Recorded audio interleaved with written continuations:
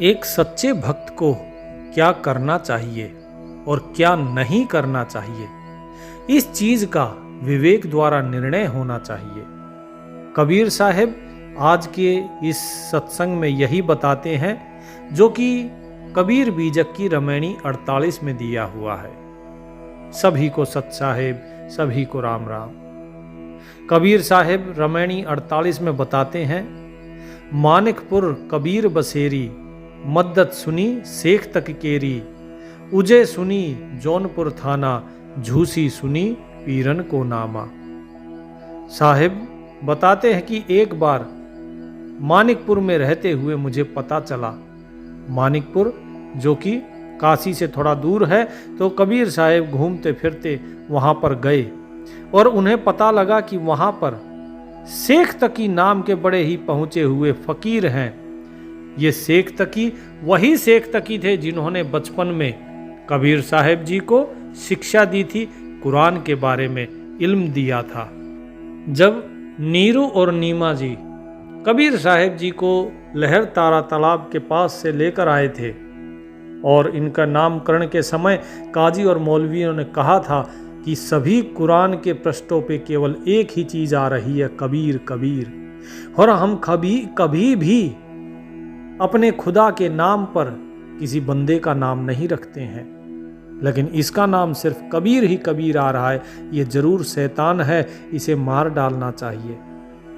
और जब कबीर साहब को मार रहे थे तब यही शेख तकी आए थे उनको बचाने के लिए और कहा था कि मुझे नहीं पता कि वो परमात्मा, वो खुदा तुम्हारा नाम कबीर क्यों रखना चाह रहा है, लेकिन यदि वो चाह रहा है तो उसके पीछे जरूर कुछ इच्छा होगी उसकी। और उन्होंने कहा था कि इसको बड़ा होने दो, मैं शिक्षा दूंगा। उसके बाद कुछ वर्षों तक, लगभग 5-6 वर्षों तक शेख तकी ने सारा इल्म दिया, कबीर साहब को कुरान के बारे में ज्ञान दिया था। और उन्हीं शेख तकी जी से मिलने के लिए जब मानिकपुर कबीर साहब जाते हैं तो पता चलते हैं कि वहीं पर आसपास में ही झूसी और जौनपुर में वो रहते हैं। और ये भी पता चला कि वहां पर झूसी में अनेक पीरों के नाम प्रसिद्ध हैं। वहां पर कब्रों पर, दीवारों पर 21 पीरों के नाम खुदे हुए हैं और मुल्ला लोग पैगंबरों के नाम ले लेकर वहां पर खतवा पढ़ते हैं और प्रार्थना करते हैं। साहिब कहते हैं, 21 पीर लिखे ते ही ठामा, खतमा पढ़े पैगंबर नामा, सुनी बोल मोहि रहा न जाई, देख मुकरबा रहा भुलाई। साहिब कहते हैं कि ये सब देखकर, ये सब सुनकर मैं वहां पर गया और उनसे बोला, क्योंकि मुझसे रहा नहीं गया कि लोग आखिर कर क्या रहे हैं, ये कब्र की पूजा कर रहे हैं। तो कबीर साहब ने कहा कि तुम लोग कब्र को देखकर खुद को क्यों भूल रहे हो। जिस प्रकार हिंदुओं के मंदिर की तुम मूर्तियों को तोड़ते हो कि मूर्ति पूजा, बुत परस्ती हराम है, और तुम स्वयं मुर्दों की पूजा कर रहे हो, क्या फर्क रह गया तुम में और हिंदुओं में। हबी नबी नबी के कामा, जहां लो अमल सो सबय हरामा। कि क्या नबी लोग यही फरमान जारी करते थे कि तुम बुत परस्ती करो। तात्पर्य यह है कि जितने भी जड़ पूजन हैं वो सब बेकार हैं। जड़ पूजन अर्थात मूर्ति पूजा। फर्क क्या है? हिंदू खड़ी मूर्ति को पूजता है और मुसलमान पड़ी मूर्ति को पूजते हैं। दोनों ही मुर्दों को पूज रहे हैं। हिंदू उनकी पूजा करते हैं जो मर चुके हैं, जो इस संसार में अब नहीं है, और मुसलमान भी उन्हीं की पूजा करते हैं। फर्क इतना है कि हिंदू मूर्ति बना लेता है और मुसलमान उसकी कब्र बना देता है। एक खड़ी मूर्ति के ऊपर माला चढ़ा रहा है तो एक पड़ी हुई मूर्ति के ऊपर चादर चढ़ा रहा है। फर्क क्या रहा? कौन हिंदू है, कौन मुसलमान है? तो ये सारी बातें जब कबीर साहब ने देखी तो उन्होंने उनको टोका कि एक सच्चा भक्त, एक गुरु का सच्चा मुर्शिद का एक जो शिष्य होता है वो इस तरीके के काम कभी नहीं करता। वो अपने गुरु के अधीन होता है और हमेशा उस सत्य परमेश्वर की पूजा करता है, सच्चे परमेश्वर की, झूठे भगवान की नहीं।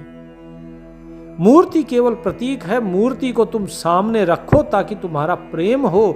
उसकी जो वाणियां थी, जो उसके सद्गुण थे व्यक्ति के, वो तुम्हारे अंदर आए। चाहे वो तुम्हारे पीर हो, फकीर हो, औलिया हो, पैगंबर हो, देवी देवता, भगवान अवतार कोई भी हुए, संत महात्मा कोई भी हुए, उनकी मूर्ति रखो ताकि उन्हें देखकर तुम्हें याद आए कि हाँ, इनका ज्ञान ऐसा था, इतना उत्तम था, उस ज्ञान पर हमें अमल करना है। लेकिन तुम क्या कर रहे हो? तुम तो जड़ को पूजने लग गए। शेख अकरदी शेख सकरदी मानहु बचन हमार, आदि अंत ओ युगा युग देखो दृष्टि पसार। कबीर साहिब कहते हैं, दो शेख थे वहां पर, अकरदी और सकरदी, दोनों सगे भाई थे। उनको कहा कि हे अकरदी और सकरदी शेखो, मेरी बात मानो और आंख खोलकर देखने की चेष्टा करो कि आदि अंत वाली जो ये नाशवान वस्तुएं हैं, क्या ये युगों युगों तक रहेंगी? क्या ये नित्य हैं? ये तो यहीं पर खत्म हो जानी है। ये नाशवान जड़ वस्तु है। तुम किसी भी मूर्ति को बना लो, एक न एक दिन ये मूर्ति टूट जाएगी या फिर ये जर्जर होके खत्म हो जाएगी। लेकिन क्या वो परमात्मा, वो खत्म हो जाता है? तुम्हारी ये जो बुत है, जो तुमने कब्रें बनाई हुई हैं, इनकी देखभाल नहीं करोगे, ये कब्रें, ये तुम्हारी मस्जिद और ये सब चीजें खंडर हो जाएंगी। लेकिन क्या इससे परमात्मा खंडित होता है? क्या वो कभी जर्जर होता है? क्या तुम्हारी कब्रों के मैला होने से वो परमात्मा मैला होता है? और यदि नहीं होता है तो तुम्हारी ये कब्रें कैसे हो गई? वो खुदा कैसे हो गई? ये तुम कैसे पूज रहे हो इन्हें? जरा सोचो, विवेक का इस्तेमाल करो कि जिसकी तुम पूजा कर रहे हो, क्या वो वास्तव में खुदा है? वो वास्तव में खुदा नहीं है। खुदा तो वो है जो हर जगह जर्रे जर्रे में मौजूद है। वो मालिक वो सभी के अंदर है।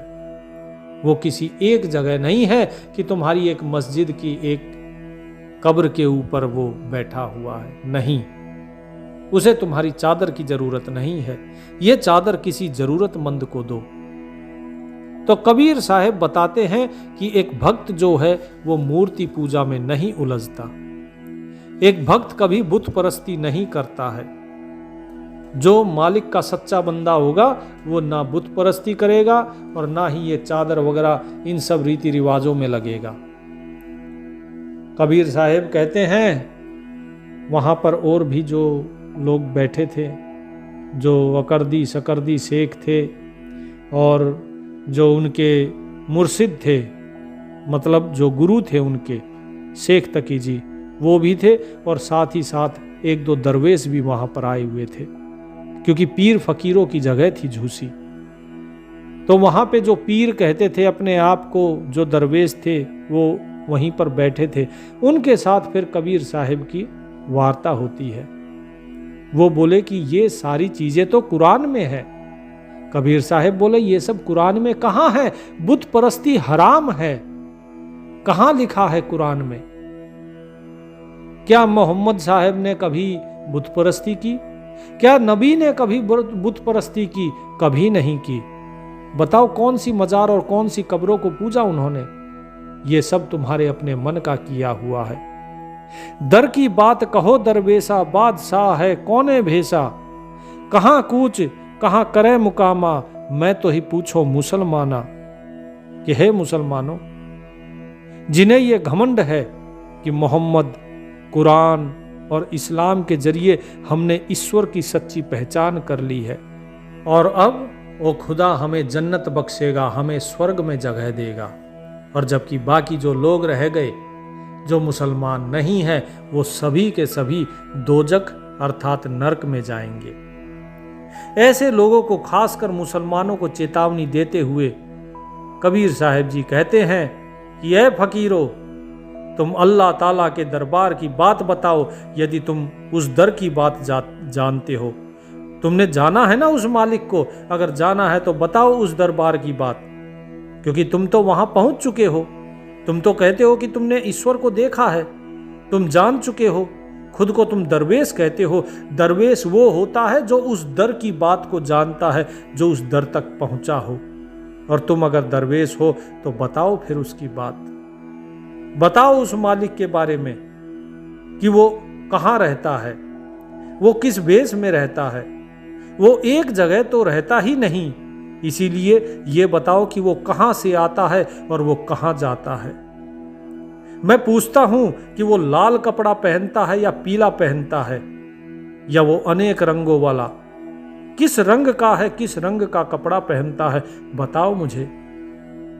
तुम किस शक्ल को सलाम करते हो? ए काजी, तुम कैसा काम करते हो जो घर घर भैंसा कटवाते हो? क्या यही तुम्हारा खुदा, तुम्हारे पीर, तुम्हारे पैगंबर और तुम्हारा हजरत कहता है? क्या हजरत मोहम्मद ये कहते हैं कि तुम भैंसे काटो, तुम गायें काटो? बताओ तुम्हारा कौन सा खुदा कहता है कि ये सब काटना चाहिए, ये सब कुछ हराम है?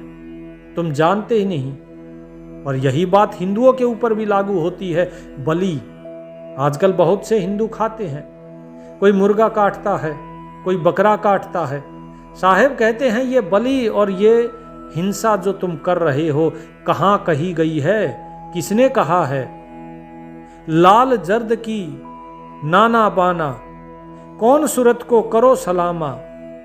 काजी काज करो तुम कैसा, घर घर जबहू कटावहू भैंसा। बकरी मुर्गी किन फरमाया, किसने कहा बकरी काटो? किसने कहा कि तुम जो है मुर्गे काटो और उन्हें खाओ? बकरी मुर्गी किन फरमाया, किसके कहे तुम छुरी चलाया। दर्द न जानहु पीर कहावो, बैता पड़ पड़ जग भरमावो। कहें कबीर एक सैयद बुहावे, आप सरीखा जग कबुलावे। साहिब कहते हैं ये बकरी हुई, मुर्गी हुई, गायें हुई, भैंसे हुई, बोले इन सब को तुम काट रहे हो। अरे जरा सोचो तो सही कि जीवन इनके अंदर भी है। जब तुम इन्हें काटने के लिए चलते हो तो क्या तुम्हें उनकी आंखों में डर दिखाई नहीं देता? उन जीवों की आंखों में भय दिखाई नहीं देता? जिस तरह जब तुम्हारी मृत्यु आती है तुम भय के मारे कांपते हो, इस तरह वे भी भय के मारे कांपते हैं। वो भी बचना चाहते हैं, वो भी जीना चाहते हैं। तो फिर तुम उन्हें कैसे मार रहे हो? किस हजरत ने कहा कि इन्हें काटो? किसी ने भी तो नहीं कहा। यही हिंदू भी कर रहा है और यही तुम भी कर रहे हो, तो तुम मुसलमान कैसे हो गए?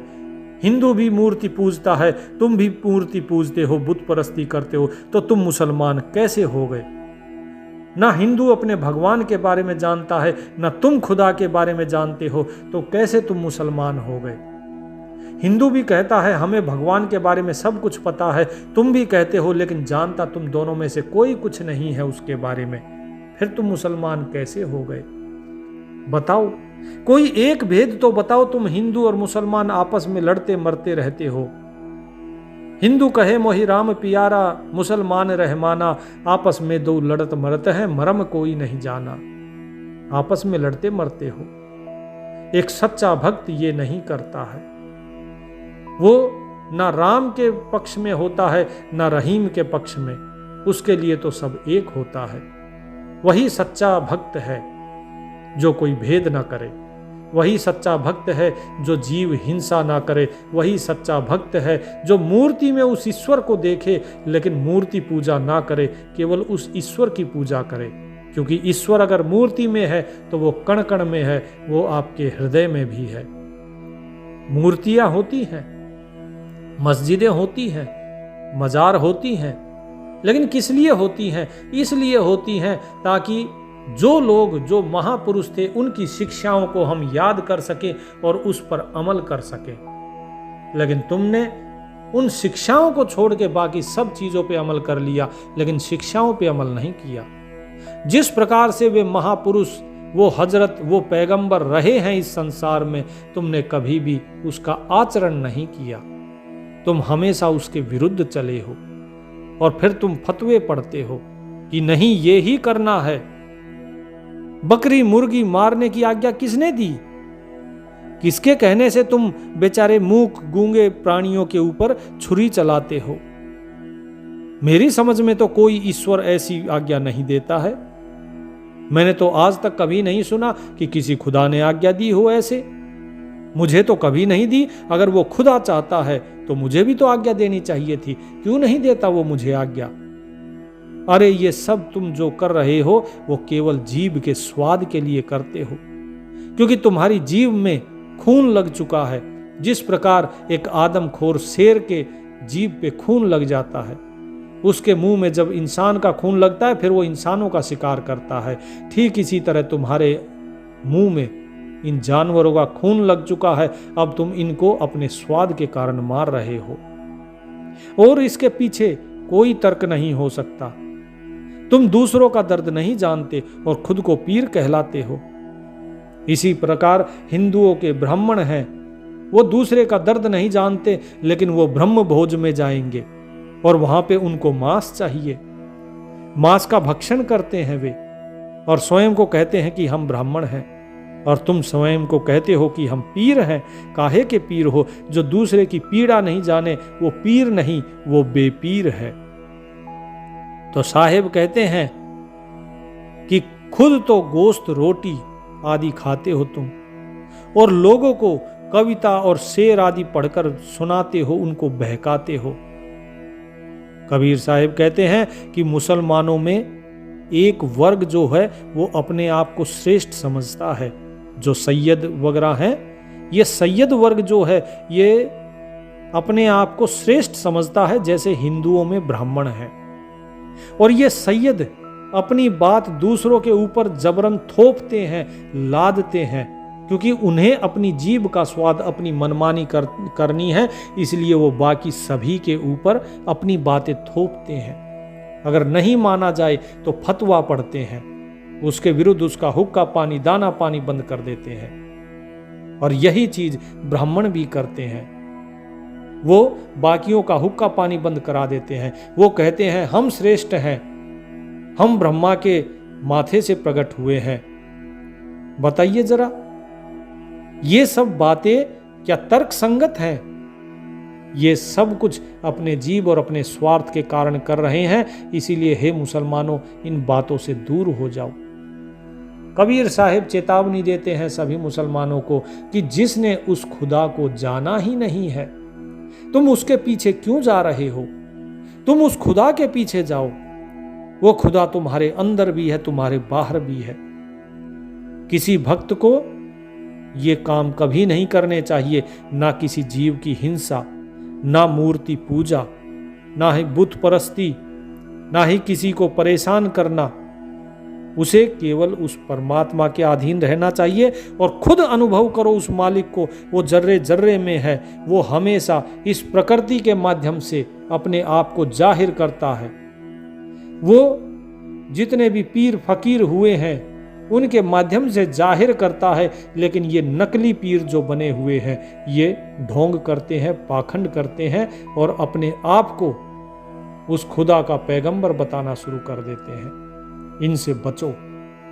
साहिब कहते हैं दिन को रहत है रोजा, रात हनत है गाय, यह खून वह बंदगी क्यों कर खुशी खुदाए। रमजान के महीने में तुम सभी मुसलमान लोग रोजा रखते हो। दिन में तुम ना अन्न खाओगे ना पानी पियोगे, तुम सब कुछ छोड़ देते हो और रात होते ही तुम गायें काट कर खाते हो। बकरीद के समय तुम बकरे काटते हो, मुर्गी काटते हो, इन सब के मांस खाते हो। एक तरफ जीव हत्या करते हैं और दूसरी ओर नमाज पढ़ते हैं और प्रार्थना करते हैं। ये दोनों ही कार्य परस्पर विरोधी हैं। ये दोहरी चाल है, दोहरी नीति है। इस दोहरी ऐसे दोगले लोगों से क्या वो अल्लाह खुश रहेगा? और बात भी कबीर साहिब की बिल्कुल सही है। यदि आपके पास कोई दोगला आदमी होगा, क्या आप उससे खुश रहेंगे? क्या आपको दोगले लोग पसंद हैं जो कभी एक तरफ इधर और दूसरी तरफ कोई और आया तो उसके पक्ष में बात करने लग गए, और जब वो चला गया तो उसकी बुराई करके आपके पक्ष में बात करने लग गए। क्या ऐसा इंसान आपको पसंद है? जब आप लोगों को ही ऐसा इंसान पसंद नहीं है तो उस खुदा को ऐसा इंसान कैसे पसंद आएगा? साहिब इस चीज का भेद बताते हैं कि परमात्मा को कैसा व्यक्ति पसंद है। परमात्मा को ऐसा व्यक्ति पसंद है जो सत्य मार्ग पे चले, जो पुत परस्ती ना करके सत्य पूजा करे, जो जीवों के प्रति हिंसा ना करके अहिंसा और प्रेम का भाव रखे, जो कभी भी उस मालिक के साथ दोगला ना रहे, जिसका केवल एक ही चरित्र हो, सत्य चरित्र, केवल सत्य का आचरण, सत्य भाषण, सत्य ही बोलना और सत्य ही अनुभव करना, सत्य ही सुनना और सत्य संग में बैठना। ऐसी एक भक्त की निशानी होती है और ऐसा ही भक्त उस प्रभु को प्रिय होता है। साहिब कहते हैं लेकिन ये संसार तो केवल अपनी आशा और तृष्णाओं में फंसा हुआ है। ये कहां सत्य आचरण करेगा? ऐसा करने वाला तो कोई बिरला ही होता है, क्योंकि ये अपनी विषय वासनाओं से ही बाहर नहीं निकलता। हिंसा करते हैं अपनी जीभ के लिए। कोई जीभ के स्वाद के पीछे भाग रहा है, कोई मधुर कानों के इंद्रियों के स्वाद के पीछे भाग रहा है, कोई अपनी जीभ के पीछे, कोई कानों के पीछे, कोई अच्छे दृश्य के पीछे, कोई अच्छी सुगंध के पीछे, अपनी नाना जो इंद्रियां हैं, इन पांचों इंद्रियों के विषयों के पीछे भाग रहा है। साहिब कहते हैं कहियल मोही भयल जुगचारी, समझत नाही मोर सुत नारी। ये रामायणी नंबर 50 पर साहिब बताते हैं कि मेरे जैसे उपदेशक केवल मैं नहीं, मुझे तो चारों युग हो गए समझाते समझाते, हर युग में आता हूं, लेकिन मेरे जैसे और भी उपदेशक इस संसार में आए हैं उपदेश देने के लिए। परंतु जो लोग मेरा पुत्र है, मेरी पत्नी है, अर्थात पत्नी पुत्र आदि की मोह ममता में माया में बैठे हुए हैं, वो इस सत्य उपदेश को नहीं समझते हैं। जैसे बांस होता है ना जंगल में, तो जंगल में क्या होता है, जब हवा चलती है तो बांस के साथ घिसता है, और घिसने से क्या होता है, आग लग जाती है, गर्मी पैदा होती है, और जब आग लगती है तो वो आग धीरे धीरे पूरे जंगल को जला देती है। कबीर साहब कहते हैं बसई आग लगी बसई जरिया, भरम भूल नर धंधे परिया, कि जिस तरह बांस की आग बांस को ही जला देती है, इसी तरह जो विषय वासनाओं की आग है मनुष्य के स्वरूप में भी तो यही भूल लगी हुई है ना, कि ये विषयों के सुख में भ्रमा हुआ है। मोह ममता के जो बंधन है उसके अंदर ये फंसा हुआ है, और ये बंधन इसे ही बांध देते हैं। ये अपने ही बंधन में खुद बंध जाता है, जिस तरह बांस अपनी ही लगाई आग में खुद जल जाता है। जब व्यक्ति किसी दूसरे से जलन करता है, वो ईर्ष्या द्वेष की जलन उस व्यक्ति को ही जला देती है। ये वासनाएं जो हैं यही मनुष्य को फंसाती हैं। ये वासनाएं मनुष्य की हैं और मनुष्य की वासनाएं मनुष्य को ही फंसा रही हैं। इसी प्रकार एक भक्त भी फंस जाता है अगर वो सही भक्ति ना करे तो, यदि उसके पास गुरु सही ना हो तो, चाहे कोई कितना ही बड़ा ज्ञानी क्यों ना हो। ज्ञानी तो रावण भी था, ज्ञानी रावण भी था और फिर भी फंस गया। क्यों? क्योंकि उसके पास कोई सतगुरु नहीं था। ज्ञानी तो गर्भ योगेश्वर सुखदेव भी थे, लेकिन उनको भी वैकुंठ से वापस फेर दिया, क्योंकि उनके अंदर का अहंकार मिटाने वाला सतगुरु नहीं था उनके पास। तो इसीलिए ये ज्ञानी होने से नहीं होता कुछ, केवल भक्त होने से कुछ नहीं होता है, साथ में गुरु के साथ जीना पड़ता है।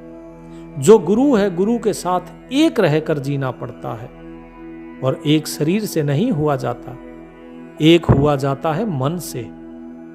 साहिब कहते हैं हस्ती के फंदे हस्ती रहाई, मृगा के फंदे मृगा रहाई, लोहे लोह जस काटु सयाना, त्रिया के तत्व त्रिया पहचाना। कि जिस प्रकार एक हथिनी होती है, हाथी को पकड़ने वाले क्या करते हैं, एक नकली हथिनी बनाते हैं या फिर असली हथिनी को जो है वे ट्रेंड कर देते हैं, प्रशिक्षण देते हैं उसको। वो हथिनी क्या करती है, फिर दूसरे जो नर हाथी होता है उसको आकर्षित करके लेके आती है और उसके बाद एक गड्ढा रहता है, उस हाथी को उस गड्ढे में डाल दिया जाता है, उसमें फंस जाता है हाथी, जाता है हथिनी के पीछे। तो अपनी काम वासना के पीछे केवल एक इंद्रिय, हाथी केवल एक इंद्रिय अपनी काम वासना के कारण फंसता है। इसी प्रकार जो मृग है, और मृग भी अपने ही जाल में फंसता है, क्योंकि उसको मधुर संगीत सुनने की बड़ी लालसा होती है। संगीत बजाता है शिकारी और उसको सुनते हुए वो मृग दौड़ा चला आता है। धीरे धीरे वो अपने प्राण छोड़ देता है, लेकिन उस संगीत से अपने ध्यान को नहीं हटाता और केवल इन कानों के कारण मधुर संगीत करने सुनने की एक लालसा में वो अपने प्राण गंवा देता है। जैसे लोहा होता है, लोहा लोहे को काटता है, कहावत है ना, लोहे को काटने के लिए क्या चाहिए, लोहे की ही आरी चाहिए, और किसी से नहीं कटता है लोहा। इसी प्रकार व्यक्ति अपनी ही इंद्रियों के द्वारा फंसता है, एक भक्त अपनी ही इंद्रियों के द्वारा फंसता है, और कोई फंसने का तरीका नहीं है, बाहर से कोई आके नहीं फंसाता। तो इन चीजों को समझो। जैसे एक कुटिल जो स्त्री होती है वो किसी दूसरी सरल स्त्री को फंसा लेती है, ऐसे ही व्यक्ति के अपने ही अंदर पैदा हुए दुर्गुण और राग ये व्यक्ति को फंसा लेते हैं। तात्पर्य ये है कि हमारे बंधन जो हैं वो क्या है, ममता, मोह, और हमारे दुर्गुण जो हैं इन्हीं के फलस्वरूप बनते हैं। यदि इनसे आप अलग रहना चाहते हो तो अपनी इंद्रियों को जीतो। एक पतंगा होता है, वो आता है, उसको अग्नि दिखाई देती है, वो केवल दृश्य के ऊपर फंसता है। तो जरा सोचिए कि जैसे हाथी कामवासना के कारण फंसा, कानों में मतलब मधुर संगीत के कारण मृग फंसा, अच्छी जो प्रकाश दिखाई दे रहा है उसके कारण कीट पतंगे अपने प्राण त्याग देते हैं। एक एक इंद्रिय के कारण जब इनका ये हाल होता है तो मनुष्य का सोचो जिसके पास 5-5 इंद्रियां हैं उसका क्या हाल होगा। इसीलिए मनुष्य को सावधान रहना बहुत जरूरी है हर भक्त को। साहिब कहते हैं, नारी रचनते पुरुषा, पुरुष रचनते नार, पुरुष ही पुरुषा जो रचे ते बिरले संसार। कि इस संसार का स्वभाव है कि जो स्त्री है वो एक पुरुष के प्रति आसक्त रहती है, उसी में रची रहती है, उसी के अंदर आसक्त रहती है। और जो पुरुष है वो हमेशा आसक्त रहते हैं स्त्री के प्रति।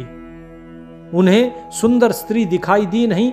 आप देखिए कभी बाजार में या कहीं पर भी आप अगर देखेंगे एक कोई सुंदर स्त्री दिखी नहीं या कोई लड़की गई नहीं, आपको ऐसे ऐसे लोग बैठे दिखाई देंगे जो इस तरह मुंडी घुमाते रहेंगे, उसी की तरफ देखते रहेंगे। ये संसार है, ये है अपनी इंद्रियों के प्रति जो आसक्त है। तो जरा सोचो ऐसों का क्या होगा। साहिब कहते हैं कि भक्त कौन पार होंगे, कैसे भक्त हैं? बोले ऐसे बहुत बिरला ही भक्त हैं जो इन इंद्रियों से परे हैं। कौन से? बोले पुरुष ही पुरुषा जो रचे ते बिरले संसार। कि इस देहिक भाव को मिटाकर, स्त्री पुरुष ये सब क्या है, केवल देह ही तो है, देह का ही फर्क है और कुछ फर्क नहीं है। इस चमड़ी का ही फर्क है और कोई फर्क नहीं है। जो इस देहिक भाव को मिटाकर केवल शुद्ध चेतन स्वरूप उस पुरुष के अंदर लीन होता है। कौन है शुद्ध चेतन पुरुष? वो परमात्मा। और जो उस परमात्मा में लीन हो जाता है वही सच्चा साधक है। तो कबीर साहिब ने स्पष्ट रूप से बताया है कि सच्चा साधक कौन है। जो देह के परे देखे, जो देह से अलग उस चेतन स्वरूप उस परमात्मा को देखे, केवल वही सच्चा साधक है। बाकी आप अपने परीक्षण कीजिए स्वयं का अनुभव कीजिए, अपने आप को जांचिए, परखिए। आप क्या कर रहे हैं? आपके सामने से कोई गया तो आपने उसे देखा कि नहीं देखा? आपने देखा तो उस समय आपकी भावनाएं क्या थी? जब आपके पास धन आता है तो आपकी क्या भावनाएं होती है? जब आपकी कोई प्रशंसा करता है उसी समय अपने मन के अंदर झांकिए और सोचिए कि मेरे मन के अंदर कैसी भावनाएं उठ रही हैं जब कोई मेरी प्रशंसा कर रहा है। तो साहेब कहते हैं कि सांसारिक भोग से हटकर अध्यात्म आत्म संतुष्टि में जो भोग लगाते हैं ऐसे बिरले ही होते हैं। यानी अपने आत्मा के अंदर रमण करके संतुष्ट रहने वाला ही वास्तव में सच्चा साधक है, और वैसी ही साधना होनी चाहिए। तो ये था आज जो कबीर साहेब ने ज्ञान दिया। झूसी में, जौनपुर में जाकर शेख तकी, शेख अकरदी, शेख सकरदी और पीर पैगंबरों को, और साथ ही साथ ये बताया कि सच्चा भक्त कैसा होता है, सच्चा साधक कैसा होता है, उसे कैसे रहना चाहिए और कैसे अपनी इंद्रियों और अपनी जो वासनाएं हैं उनमें वो लिप्त है या नहीं, इसका किस प्रकार से उसे जांच पड़ताल करनी चाहिए। तो आप भी ये जांच पड़ताल अवश्य करें और अपनी कमियों को दूर करने की कोशिश करें। परमात्मा आप सभी का कल्याण करें। सत साहिब।